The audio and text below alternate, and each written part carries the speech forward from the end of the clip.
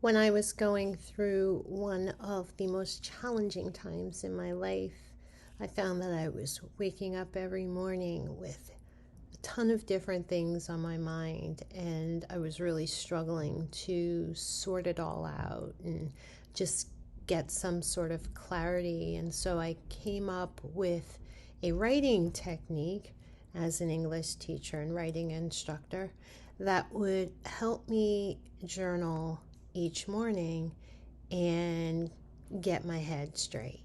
So I want to share that with you today.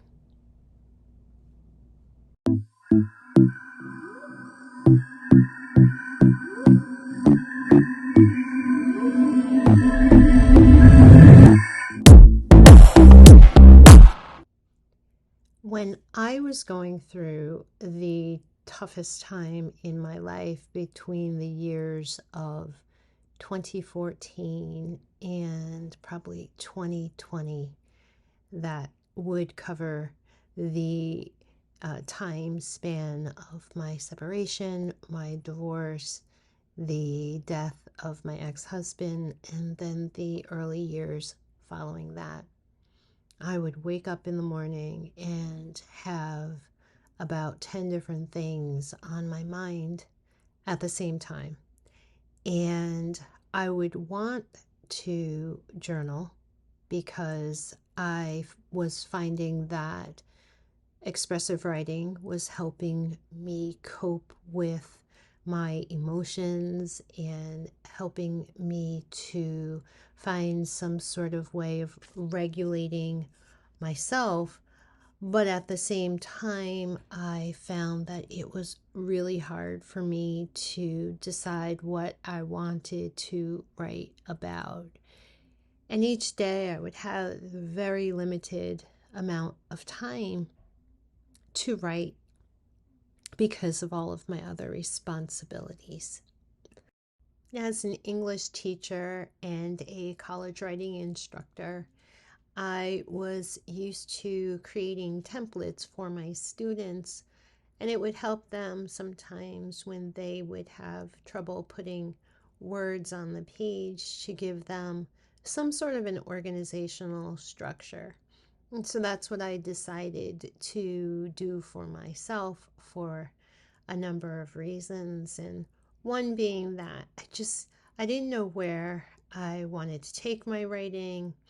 I didn't know how to pick a topic. I didn't know how to rein myself in when I was writing about certain things, especially things that were upsetting to me. I found I could go on and on and on about them, not really getting anywhere. And so it would sometimes prove to be unproductive. So I decided that each day, or whenever I wanted to practice expressive writing, I would choose four different things that I would write about, and then I would section off the paper into four sections that I always refer to as quadrants. And I would write about each topic or each subject or each issue for that space. So, not limited to a specific period of time, but limited to a certain amount of space. And then when I would get to the end of that quadrant, I move on to the next topic and the next quadrant. So, when I share this writing technique with people, and I've done so since 2016 or maybe even before that. I know that I used to share it on my Instagram account, but I've since changed a lot of the content on there, and so the older content is no longer on there. But I did share it with the Baumkuchen community in an article that I did for their website in 2016, and that's still on their website. So that's really the earliest I can find it right now online is 2016. But I've been sharing it with people for a long time in workshops and, like I said, in various articles and on my Instagram account. And a lot of times people will ask me, well, what if when you get to the end of the space, you have not finished writing what you need to write? How do you finish it up? How do you wrap it up? And I always answer that the same way. Like when I get to the end of a quadrant, that is when I am done. That is all the space there is. And that is not to say that is the only time that I'm ever going to write about that particular topic. That means for this particular exercise, which is kind of how I think about it in the morning, it is my routine and it is an exercise. And, it's not the only time that I write, it's not the only way that I write. But when I am doing a mind mosaic, when I get to the end of a quadrant, that means that it's time to move on to a different topic. It's time to transition. And that has been, or was, I don't do mind mosaics every day like I used to, but it was always a way for me to practice emotional control and manage my emotions and my thinking, because I have a tendency to ruminate. I have a tendency to just keep thinking about the same thing, obsessing about the same thing over and over and over again. And so if I limit myself by only allowing myself to write about it in the morning for that amount of time in that amount of space and move on to the next topic, then it trains my brain to like move along, to say what I have to say, feel what I need to feel, and then move on to the next thing. And for me, that has been a very, very helpful tool in just developing, like emotional intelligence and some sort of way of handling my feelings and my thoughts. And so I can't do two things at one time. There is no way I would be able to write a mind mosaic and talk to you at the same time. So I took some time to record myself writing a mind mosaic, and I'm doing a voiceover that because, like I said, it's impossible for me to do two things at once. But and the mind mosaic that I chose to write, I used 4 words from a box of contemplation cards that I have, because I really do not share that much of my personal life anymore online. That is a personal choice. There was a time when I would just spill everything out on paper, and I was an open book, and I kind of prided myself on being an open book online. But I really do at this point protect the privacy of my family and my children. They are now 20 and 15 years old and have a right to their privacy. And so what I'm writing now is pretty mellow and pretty general, so to speak. So if you look at the video, I'm on the third quadrant. I always write the quadrants in the same direction, starting with the quadrant that's in the upper left hand corner, and then I move across the page to the upper right hand corner.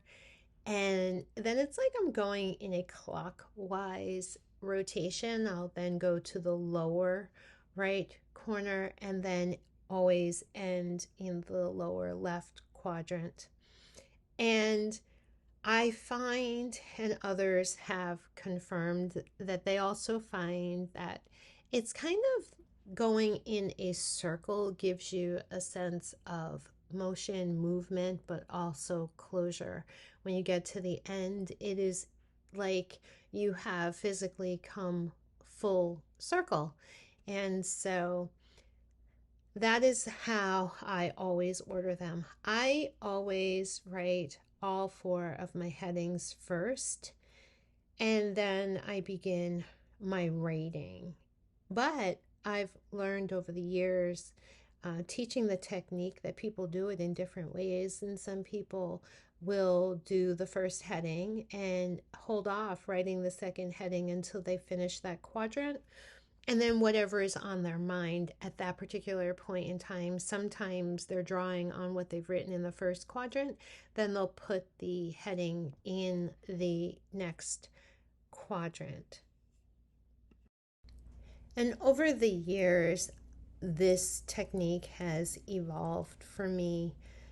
In the beginning, when I started to use it, I was really not too picky about what I put in each quadrant. And then as time went on, I made the decision that the last quadrant would always end on an up note. So even if the first 3 quadrants were kind of negative, maybe I was venting or angry or upset about something, by the time I got around to the 4th quadrant, I would be moving myself in the direction of, if not joy, then some sort of more neutral stance or neutral emotion. And that's because I would think of journaling as a kind of self therapy. And I always think of, regular therapy. When you leave the therapist's office, you don't leave in a heap. There's usually some sort of period of wrapping things up and coming to closure, and perhaps setting some sort of goal or intention for how you're going to move forward. And so I do the same thing in my writing. I don't want to write and then, when I'm done writing, be a complete and utter mess, right? And so I very intentionally try to move my emotional needle, as it were, in a positive direction, or, like I said, if not, artificially positive, at least come up and away from the hard stuff and move towards something that's just, matter of fact or neutral. When I started doing MindMosaic, I was using a traveler's notebook, the regular sized one. And so when I created the template, I created it based on that size paper, and I would use both the left side and the right side. So I guess we would call that a 2-page spread.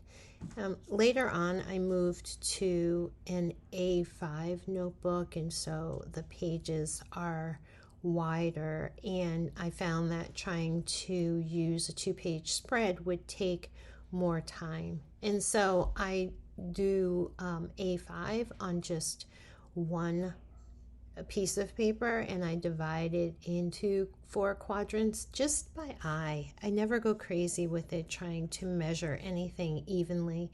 And when I've used other type of paper, I just modify to the type of paper that I'm using and make the template make sense for me. I like to write in different directions. I think that just does something to shake it up for me.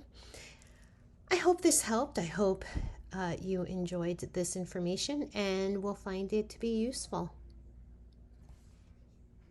And if you have any questions about my MindMosaic technique, please leave your questions in the comments below and I'll get back to you. Bye.